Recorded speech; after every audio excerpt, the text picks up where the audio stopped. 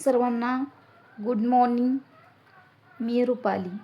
आपल्या कथाप्रेमी या चॅनलवर तुम्हा सर्वांचं अगदी मनापासून स्वागत आहे. आपण कथेला सुरुवात करत आहोत. या पाठीमागचे भाग ज्यांनी वाचले नसतील त्यांनी नक्की वाचा, त्याशिवाय कथा तुम्हाला समजणार नाही. कथेचं नाव आहे रुद्रांश शिवाज्ञा, भाग 11. आजच्या भागाचा टायटेल राखेतून सावरताना महाकालचा कोप. पॅरिसची सीन नदी, जी सौंदर्यासाठी ओळखली जाते, ती आज एका भीषण नरसंहाराची साक्ष देत होती. गोदामात झालेला तो प्रचंड स्फोट इतका भयानक होता की आजूबाजूच्या इमारतींच्या काचाही फुटून पडल्या होत्या. आगीचे लोळ आकाशात 100 फूट उंच जात होते.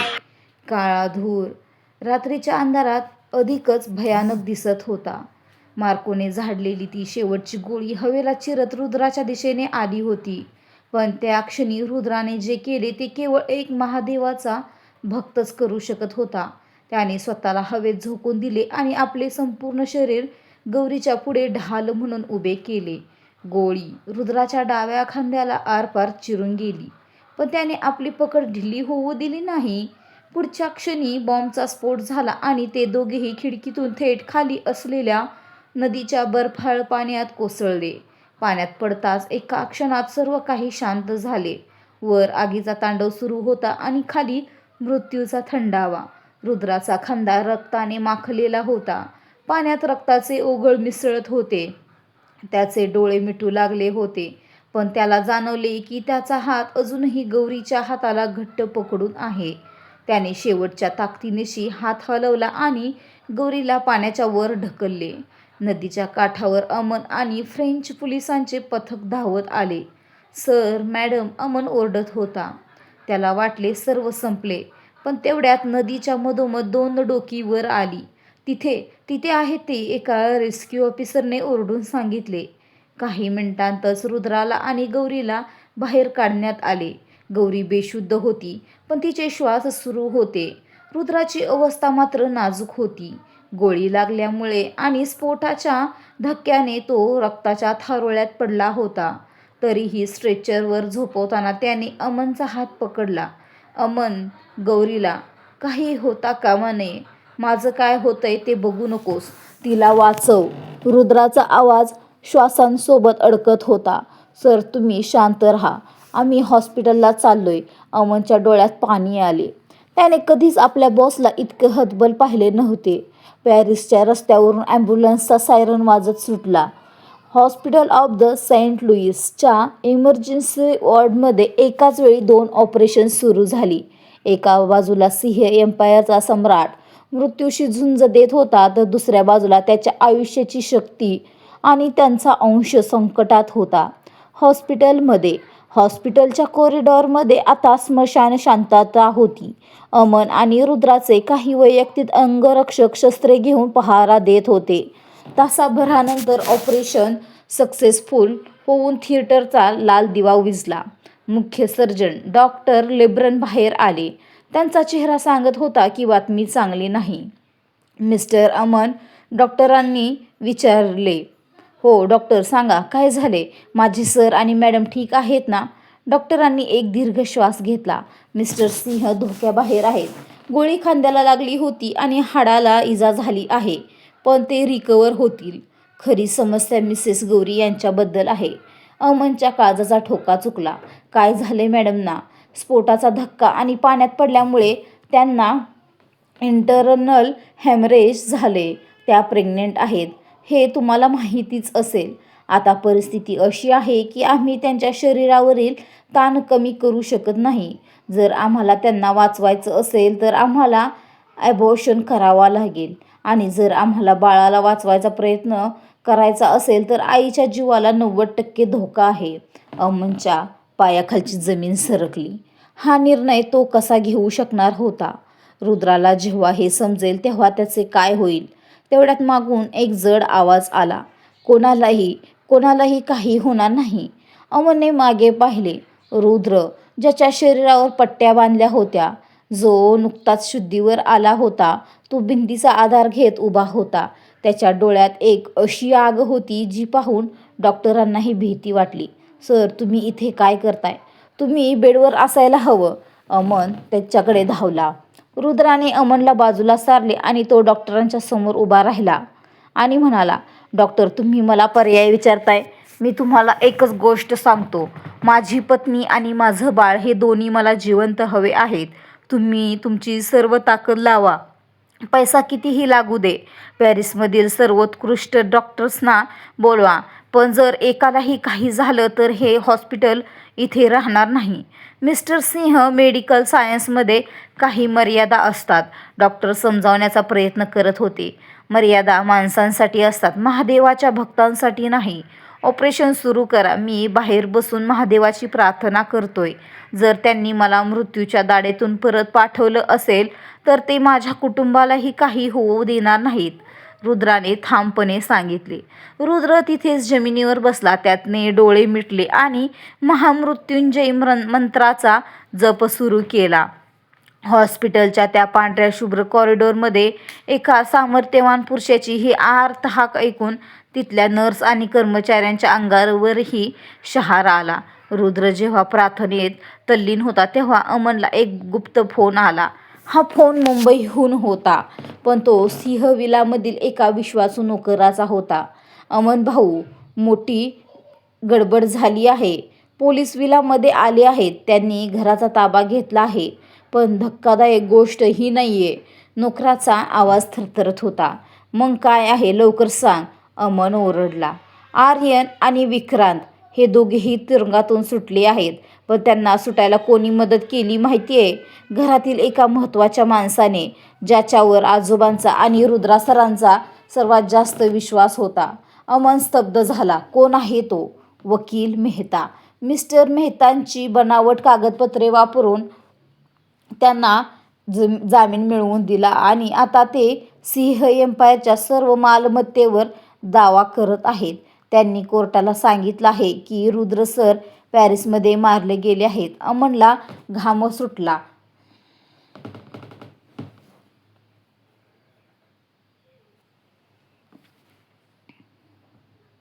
विक्रांतने फक्त पॅरिसमध्ये हल्ला केला नव्हता, तर त्याने रुद्राच्या साम्राज्याचा पायाच कापून काढला होता. मेहता हे सिंह फॅमिलीचे 30 वर्षापासूनचे कायदेशीर सल्लागार होते. जर त्यांनीच गद्दारी केली असेल तर रुद्राकडे आता कायदेशीररित्या काहीच उरले नव्हते. अमनने रुद्राकडे पाहिले. रुद्र अजूनही ध्यानस्थ होता.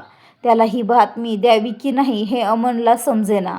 पण त्याला हे माहीत होते की जर रुद्राला हे कळले तर पॅरिसमध्ये रक्ताचा अभिषेक होण्याऐवजी आता मुंबईत तांडव होईल. 3 तासांनंतर ऑपरेशन थिएटरचा दरवाजा उघडला. नर्स बाहेर आली आणि तिच्या हातात एक छोटासा ट्रे होता. रुद्र ताडकन उठला आणि उभा राहिला. मॅडम, रुद्राने विचारले. नर्सच्या चेहऱ्यावर समाधान होते. एक चमत्कार झाला आहे मिस्टर सिंह. मिसेस गौरी आता शुद्धीवर येत आहेत आणि बाळही सुरक्षित आहे. आम्हाला गर्भपाताची गरज पडली नाही. त्यांचं शरीर अचानक रिकव्हर व्हायला लागलं. हे खरंच विज्ञानाच्या पलीकडचं आहे. रुद्राने एक दीर्घ श्वास घेतला. त्याने जमिनीला स्पर्श केला आणि महादेवाचे आभार मानले. भक्ती कधीच व्यर्थ जात नाही. तो स्वतःशीच पुटपुटला. रुद्र गौरीच्या रूममध्ये आला. गौरी बेडवर झोपली होती. तिचे डोळे उघडले होते. रुद्राला रक्ताने माखलेल्या कपड्यात आणि पट्ट्यांमध्ये पाहून तिच्या डोळ्यातून पाहणी वाहू लागले. रुद्रजी, तुम्ही ठीक आहात ना? रुद्राने तिच्या कपाळावर हात ठेवला. मी ठीक आहे गौरी. तू आणि आपलं बाळ सुरक्षित आहात, हेच माझ्यासाठी महत्त्वाचं आहे. आता तुला आराम करायचा आहे. रुद्रजी, मला एक गोष्ट सांगायची आहे. गौरीचा आवाज गंभीर झाला. जेव्हा मला मार्कोने पकडलं होतं तेव्हा मी त्याच्या फोनवर एका माणसाचा आवाज ऐकला. तो विक्रांत नव्हता. तो आवाज खूप ओळखीचा होता. तो आवाज मेहता काकांचा होता. रुद्राचे डोळे क्षणार्धात थंड झाले. मेहता, तुला खात्री आहे? हो. ते विक्रांतला सूचना देत होते की मला अशा ठिकाणी ठेवायचं जिथे तुम्ही आल्यावर थेट स्फोट होईल. त्यांनीच हे सगळं प्लॅन केलं होतं. रुद्राने आता स्वतःचे अश्रू पुसले. त्याच्या चेहऱ्यावरील ती प्रेमळ पतीची छटा आता पुसली गेली होती आणि त्या जागी रुद्र नावाचा तो भयानक योद्धा उभा होता. त्याने खिशातून फोन काढला आणि अमनला बाहेर बोलावले. अमन, मुंबईच्या घराची बातमी मला मिळाली आहे. मेहतांनी गद्दारी केली आहे ना? अमनने मान खाली घातली. हो सर, त्यांनी सगळं साम्राज्य आपल्या ताब्यात घेण्याचा प्रयत्न सुरू केला आहे. चांगलं आहे. त्यांना वाटतंय की रुद्रसिंह मेला आहे. त्यांना याच भ्रमात राहू दे. आपण पॅरिसमध्ये आपल्या मृत्यूची अधिकृत घोषणा करूया. जगाला वाटू दे की सिंह साम्राज्याचा अंत झाला आहे. कारण जोपर्यंत शत्रूला वाटतं की तो जिंकलाय तोपर्यंत तो गाफील राहतो. रुद्राने आपल्या खांद्यावरची पट्टी खेचून काढली. जखम अजूनही ताजी होती, पण त्याला वेदना जाणवत नव्हत्या. अमन, आत्ताच्या आत्ता एक प्रायव्हेट चॉपर बुक कर. आपण पॅरिस सोडतोय, पण आपण मुंबईला जाणार नाही. मग कुठं जाणार सर? आपण कैलासला जाणार आहोत, जिथे गद्दारी आणि पाप संपवण्यासाठी शक्तीचा उगम झाला होता. मला माझ्या शस्त्रांना पुन्हा एकदा धार लावायची आहे. आणि गौरी, तुला काही दिवस गुप्त ठिकाणी राहावं लागेल. दुसरीकडे मुंबईत विक्रांत आणि मेहता एका गुप्त तळघरात बसून पार्टी करत होते. मेहता, मानलं तुम्हाला रुद्रालाही वाटलं नसेल की तुम्ही त्याच्या पाठीत खंजीर खुपसाल. विक्रांतने वाईनचा ग्लास उंचावला. मेहता त्यावर हसले आणि म्हणाले, पैसा आणि सत्ता विक्रांत, यासमोर नाती काहीच नसतात. विक्रमसिंह यांनी मला आयुष्यभर नोकरासारखं वागवलं. आज मी त्यांच्याच नातवाचं मुंडकं कापलं आहे. आता सिंह एम्पायर आपला आहे. तेवढ्यात विक्रांतच्या फोनवर एक व्हिडिओ आला.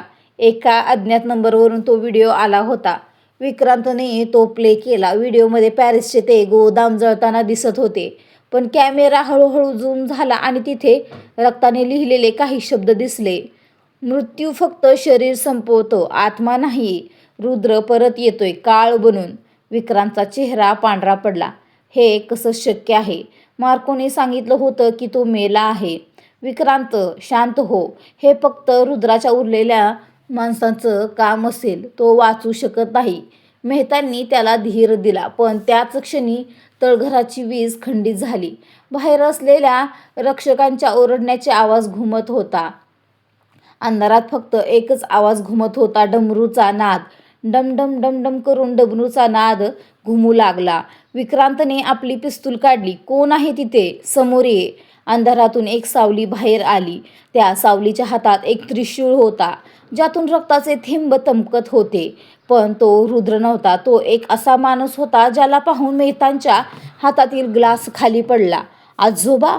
विक्रांत ओरडला. हो, समोर विक्रमसिंह उभे होते, पण ते आजोबा नव्हते जे व्हीलचेअरवर असायचे. त्यांच्या हातात त्रिशूळ होता आणि त्यांच्या डोळ्यात रुद्रासारखीच आग होती. तुम्हाला वाटलं रुद्र एकटा आहे? सिंह कधीच एकटा नसतो. तो एका परंपरेचा भाग असतो. विक्रमसिंह यांनी त्रिशूळ जमिनीवर जोरात आपटला. आज महाशिवरात्रीचा शेवटचा प्रहर आहे. आज अधर्माचा नाश होणार. रुद्राने पॅरिस जिंकलंय. आता मी मुंबई साफ करणार. तेवढ्यात मेहतांनी त्यांच्यावर गोळी झाडण्याचा प्रयत्न केला, पण विक्रमसिंह यांनी अत्यंत चपळाईने त्रिशूळ फेकला. त्रिशूळ थेट मेहतांच्या हाताला लागला आणि त्यांची पिस्तूल लांब उडाली. विक्रांत, पळ इथून, मेहता ओरडले. विक्रांत तिथून मागच्या दाराने पळाला, पण बाहेर निघताच त्याला समोर एक काळी लॅम्बोर्गिनी उभी दिसली. गाडीचा दरवाजा उघडला आणि त्यातून जो माणूस बाहेर आला तो पाहून विक्रांतच्या पायाखालची जमीन सरकली. तो रुद्र होता, पण हा रुद्र वेगळा होता. त्याने कपाळावर भस्म लावले होते, अंगावर आपल्या काळे कपडे होते आणि त्याच्या हातात एक तांब्याची साखळी होती. कुठे चाललायस भावा? अजून तर पूजेला सुरुवात व्हायची आहे. रुद्राचा आवाज एखाद्या ढगांच्या गडगडासारखा होता. रुद्राने विक्रांतला साखळीने ओढले आणि जमिनीवर आपटले. तुला वाटलं तू माझ्या पत्नीला आणि माझ्या बाळाला मारशील? तुला वाटलं तू माझं घर हिरावून घेशील? आज तुला कळेल की जेव्हा एक शिवभक्त आपली मर्यादा सोडतो तेव्हा काय होतं. रुद्राने विक्रांतला एका मोठ्या लोखंडी खांबाला साखळीने बांधले. मी तुला मारणार नाही विक्रांत, कारण मृत्यू तुझ्यासाठी खूप सोपी शिक्षा आहे. मी तुला अशा ठिकाणी पाठवणार आहे जिथे तुला दररोज मरावं लागेल. रुद्राने आपल्या फोनवर एक बटन दाबले. क्षणातच तिथे इन्कम टॅक्स, CBI आणि रॉचे अधिकारी पोहोचले. रुद्राने आधीच सर्व पुरावे गोळा केले होते की विक्रांत हा आंतरराष्ट्रीय दहशतवादी गटांशी संबंधित आहे. आता तुझे बाकीचे दिवस काळपाण्याच्या अंधारात जातील. तिथे तुला कोणीही वाचवायला येणार नाही, रुद्र म्हणाला. सर्व काही शांत झाल्यावर रुद्र आजोबांकडे गेला. आजोबा, तुम्ही वेळेवर आलात. रुद्रा, मला माहीत होतं की तू हे सांभाळशील, पण आता खरी लढाई सुरू होणार आहे. आजोबा गंभीर झाले. म्हणजे अजून कोण बाकी आहे? आजोबांनी एक जुनी फाईल रुद्राच्या हातात दिली. मेहता आणि विक्रांत हे फक्त मोहरे होते. ज्या माणसाने तुझ्या आईचा खून केला आणि ज्याला हे साम्राज्य उद्ध्वस्त करायचं आहे, तो माणूस अजूनही जिवंत आहे. आणि तो दुसरा तिसरा कोणी नसून तुझा जन्मदाता पिताच आहे, जो वर्षांपूर्वी गायब झाला होता. यावर मात्र रुद्राचा चेहरा पांढरा पडला. माझे बाबा? पण ते तर अपघातात मेले होते ना? नाही रुद्रा, त्यांनीच तो अपघात घडवून आणला होता.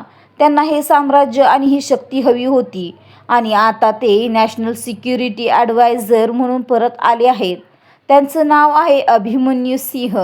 रुद्राच्या डोळ्यांसमोर अंधारी आली. ज्या बापासाठी त्याने आयुष्यभर अश्रू गाळले, तोच त्याचा सर्वात मोठा शत्रू होता. कथेचा हा भाग इथे संपतो, पण रुद्राच्या संघर्षाचा एक नवा आणि अधिक भयानक अध्याय सुरू झाला आहे. क्रमशः एक छोटा शब्द किंवा एक छोटासा इमोजी कमेंट केला तर मला खूप आवडेल. तुमच्या कमेंट जास्तीत जास्त कमेंट करा. वाचून नुसतं पळून जाऊ नका. तर एक इमोजी वगैरे छान कमेंट अशी करून मस्त जावा. तुम्हाला कोणता पार्ट, कोणता सीन आवडला एकदम शॉर्टमध्ये सांगितलं तरी चालेल. भेटू लवकरच एका नवीन भागासह. आणि कथा कशा वाटतात कमेंटमध्ये सांगा. तुमचा रिस्पॉन्स खूप कमी आहे. जास्तीत जास्त हाय पॉईंट द्या, म्हणजे कथेला व्ह्यूज पण वाढतील आणि सर्वांपर्यंत कथा पोहोचेल. बाय.